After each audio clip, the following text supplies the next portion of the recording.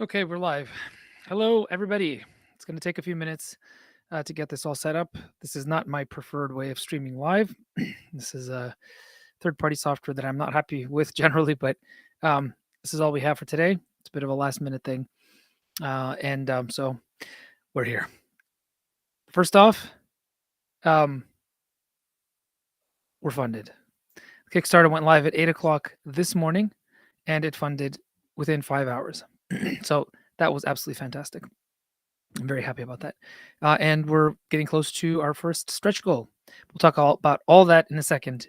If you will give me a second to double check that everything is actually working on YouTube proper. I will do this on my phone. How very terrible.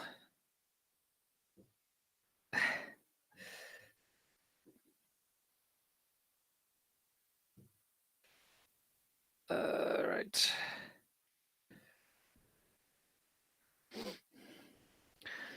And if anybody is here and you can use the comment section, let me know if you can hear me and if there are any issues with streaming. Last time I did this live, there were some extremely serious issues with streaming. We want to avoid that, obviously, as much as possible. So let me know in the comment section if you can. And yeah.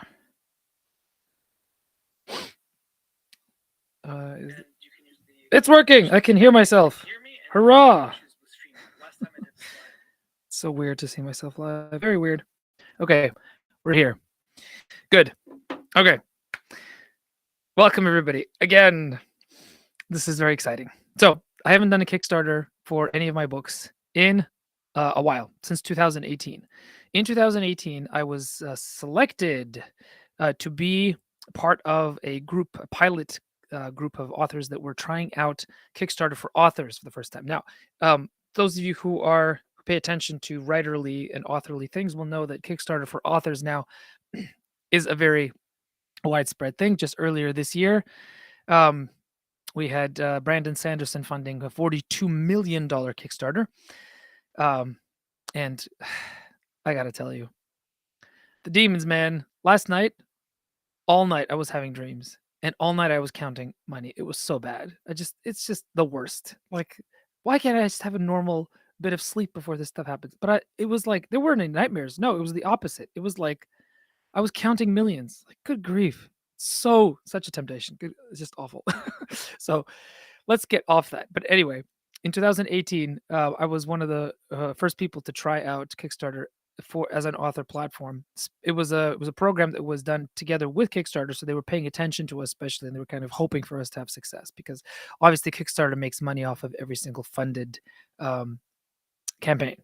So that one did really well. It raised almost $25,000 off of a $3,500 ask, but that one was a much more expansive, in some sense, expansive Kickstarter. It was basically me trying to fund the books 3, 4, and 5 of my Raven Sun series, and I thought I'd be able to get it funded and then write books 4 and 5 in the space of a year. What ended up happening was I got it funded, and then I ended up not writing it for the next 3 years, and somehow that my lovely Kickstarter supporters didn't give up on me and continued to gently nudge me every once in a while, saying, "Hey, how about those books? Are they coming?" And they eventually all got what they were promised, but it took a little longer than I would have liked, and perhaps than they would have liked. So partially because of that, because it took me so long to fulfill, and partially because there's a bit of fear that comes after you've had a big success on a platform like this, especially since it's an all or nothing platform. Like, you set a goal, and if you don't meet it, you don't even get a percentage of it, right? So I'd been putting off doing Kickstarter for a while, but then this idea came about. So myself, or rather, that is not a necessarily of being somehow spurned by the community. Rather, is a choice is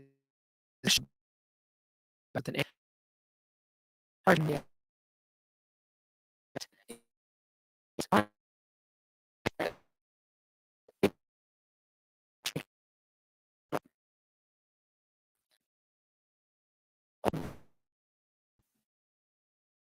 Yeah. Get that.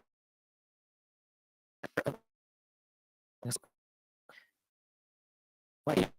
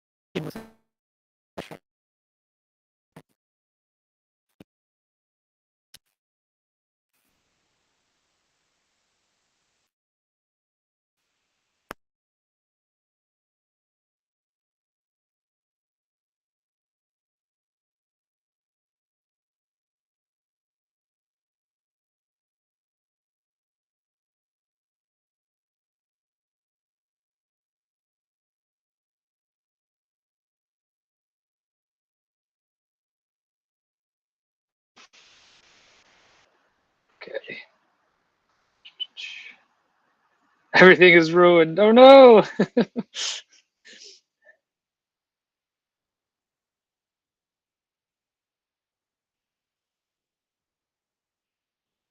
Okay. Is it better? I hope it's better. I think I fixed it. But let me know if it's still going badly, everybody. How are we doing? Can you hear me? Are we still okay? Gosh, I hate when this happens.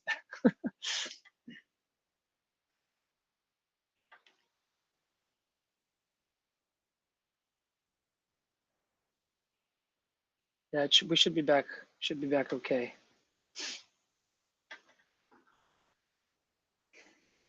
Let's see. How are we doing? I hate when this happens. Well, on mine, seems to be working okay. It's less ruined now. All right, very good. We should be back. Should be back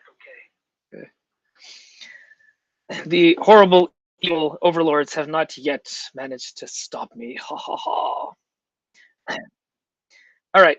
So, all that to say, it took me. We had this great idea. A bunch of authors get of us. A bunch of independent authors get together once a month under the auspices of the wonderful Orna Ross. If you are a writer and you don't know about Orna Ross, look her up. Alliance of Independent Authors. And she gave me an idea. First off, she basically suggested that there is a way for small publishers, small publishers who don't do the crazy thing. Which I don't know if you know this, but there are some writers who write like a novel a month and publish a novel a month using Amazon's recommendation engine to get people to read your books very quickly and without stopping. Because there are some readers that will literally read 300 books a year. I can't do that. I'm not planning on doing that. But Orno suggested to us authors that there actually is a way of running the author business. I'm sure all of you guys are just mesmerized by this, but I'll get to the point. Uh, there is a way of doing the author business that would not allow you, that does not require you to constantly hustle and publish um, over and over and over again on a fast schedule. And the way to do that is to come up with interesting premium products that other people haven't thought of. And my mind went bing, and I thought, well, why not do a Kickstarter that features my new book, because I want to kickstart the paperback and hardcover of it, but also just does something special with that book and packages it in a way that would make it interesting for people beyond just the casual reader of my fiction, or even beyond the casual reader of fiction in general. So coming up with some kind of package that would stand on its own. So I'm very lucky. I know people who are much more talented than I am, who are absolutely wonderful artists, illustrators, and designers. So I pitched them the idea. Why not do something like, my idea was this. If any of you have read Neil Gaiman's The Ocean at the End of the Lane, it's a wonderful little, very small book, basically a modern fairy tale that uh, on its 10th anniversary, he released as an illustrated edition uh, in a really, really beautiful format that Immediately sold. Everybody loved it. It was very popular. Never mind that it's a very small, short, self-contained story. Because most people, when they think fantasy or fairy tale, they want the big hulking door stoppers, right? Which I don't have at the moment. It's been taking me a long time to write anything these past few years. So I thought, why not do something like that? Something bespoke, something really beautiful, something specially designed, something artisanal, but not just package it in regular old Christmas wrapping paper. But I had this cool experience when I was in the licensing expo in Las Vegas this past May, where there was this tiny little booth in the corner of this massive convention hall where nobody went into that corner, not the important people at least. But that was the coolest part because it was all of the small businesses and little independent authors and publishers that came basically to sniff out the place, not to make the big deals with the Warner Brothers and the Disneys, but just kind of to see what this whole licensing thing is. And there I found this cool little company called Geekify, which do basically ideas on order for Kickstarters and not. And I saw that they do print on demand cloth maps, which I thought, what a cool idea. Just as something that you can take and maybe frame and hang on your wall. But then my mind was like, well, why not take that printed map and use it as wrapping paper for this extra special little booklet and make a limited edition of it in hardcover, properly designed with a beautiful, high quality uh, hardcover design and illustrated by my friend and brilliant illustrator Vesper Stample. Now, when I suggested the idea to Vesper and the designer Heather Pollington, well, Heather, she's British, she's more restrained, so she kind of just sat there and smiled and nodded at me and said, "Okay," but Vesper thought I was nuts. And she wasn't the only one. I ran the idea by several people, and everybody kind of went, "What? What? How could you possibly turn around something like this?" Oh, actually, most responses were for Christmas because the world is going nuts. Supply chain shortages. Printers are telling people now, if you don't get your orders in now, forget about Christmas. So I had to see if it was even possible. It is possible. I found a printer, pretty high quality stuff. I got Geekify on. Basically, I called them and pestered them until they said, "Okay, this is a cool idea. Let's do it." And then I convinced everyone else that if I could just get this thing funded, let's make this cool project. So we did it. It's funded. As of right now, I'm not sure where we are, but we're getting close to getting very close to the first stretch goal. We are not there yet. We're at 7,180. If we get to 7,500, that will be the first stretch goal, which will be a free book of the first book of the Raven Sun series, The Song of the Siren, for everybody who backs. So that's going to be a fun one. But even more exciting than that, I have some good news that I just found out a little while ago. And that is this. Kickstarter has chosen this campaign as a project that they love, which was the final hurdle that I was hoping to get over. So if you don't know, Kickstarter is it's a very interesting platform. Excuse me, phone. There are other crowdfunding platforms that allow you to fund partially. Kickstarter doesn't. So you would think, why would anybody use Kickstarter if there's a chance that you won't fund? Because if you go to Indiegogo, it doesn't matter. You can set a goal for 100,000 and get only 5, and you get those 5. And that was a question I had when I first did this in 2018. Well, the answer is actually quite simple. Kickstarter works less like a crowdfunding platform and more like a social network. They have a really good way of recommending projects that they like to regular people who back projects on Kickstarter. So it turns out that there is an entire ecosystem of people that go to Kickstarter every day looking for new projects to back. More than that, there's a subcategory of people that buy books only on Kickstarter. I didn't know this, but it's true. These are like they're like the avant-garde. They like to try out things that nobody's tried out before. They like to be ahead of the curve. They like to see things that nobody's seen in the bookstore before. They like to support authors that have never published before, because they like the idea of being in on something before it becomes popular. So after I funded my Kickstarter in 2018, I looked at the numbers just out of curiosity to see, because that was a project we love as well. It got the project we love as well in 2018. And I looked to see what the final breakdown of backers, who supported it and from where. And it was overwhelmingly people that had come to me from Kickstarter.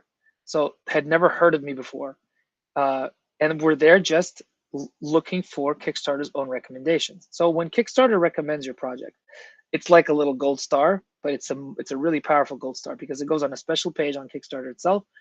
You get a special email sent out to people, and right before the funding ends, Kickstarter will tell people that they think would be interested in this kind of a project, this thing's about to end, here's your last chance.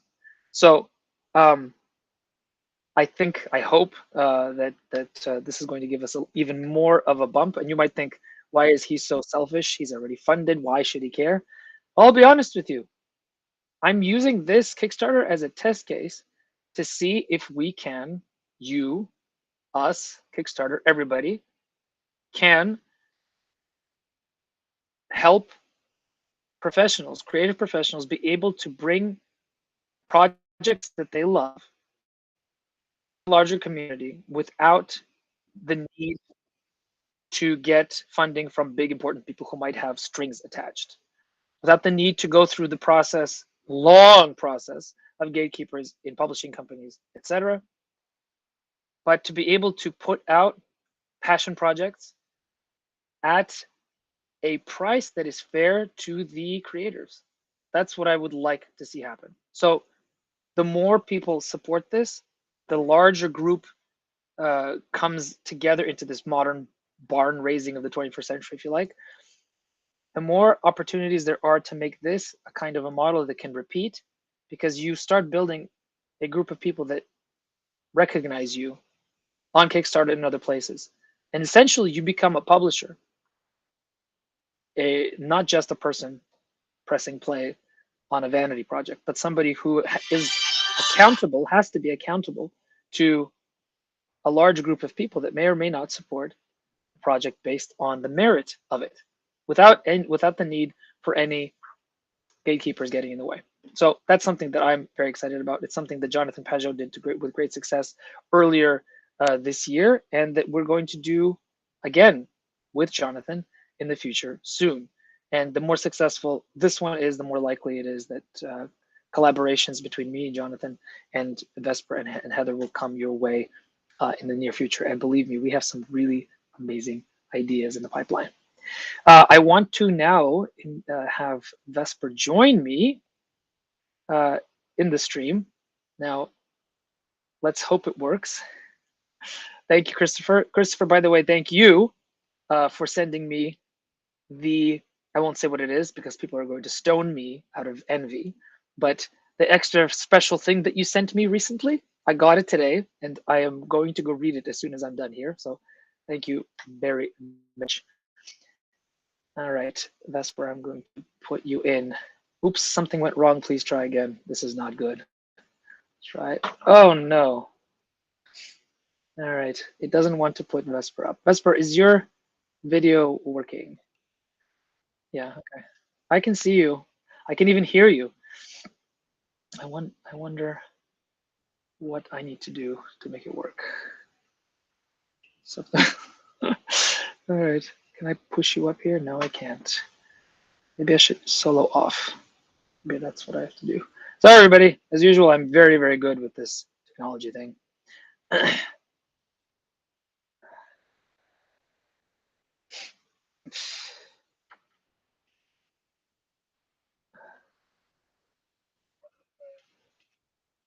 Try that. Yep. Vesper's gonna try to leave and then come back. Maybe that'll work. Or maybe I should turn off the solo. Maybe that's the issue. Solo off. No. Okay. Let's try this. Something went wrong. Please try again. Oh dear. But we may have. Yeah. Yeah, it could be. Could be a browser issue, or it could be, yeah. Technology, if you love it, everybody, it's supposed to make our lives so much better. Which, boy, does it ever. Yay. I'm very grateful. If not for technology, wouldn't have a Kickstarter. Anyway, so that's the story behind the Kickstarter. While we're waiting for Vesper to come over here. Anybody has any questions, any comments? I do see the comment section. It's a little bit slower. It's not immediate. So if you have any questions about the project, go ahead and ask them. I'll be happy to answer. But yeah, the story, Son of the Deathless and Univale, it's set in the same universe as my Raven Sun series. You don't need to have read the Raven Sun series to enjoy this story. It's pretty standalone. There are, however, some benefits to having read the story, the whole series first, because there's some Easter eggs that you'll only really appreciate if you've read the whole thing. Okay, let's try this again. Something went wrong. All right. Yeah, could be. Could be on my end. To you. Q&A template, text on screen. Nope. Guest. Green. No. I won't allow me to turn solo off. Very strange. I've never had trouble with this before. Very weird. Okay, let's try this. No. Oh, wow. Okay, we're going to have to do this all over again. All right, everybody, we're going to start a new stream. That should be really fun and popular with you all. All right. Give us all a second. Oh, it won't even let me stop the stream. All right, I'm just gonna quit and start over. I think it's the same one, but if not, check your Instagram.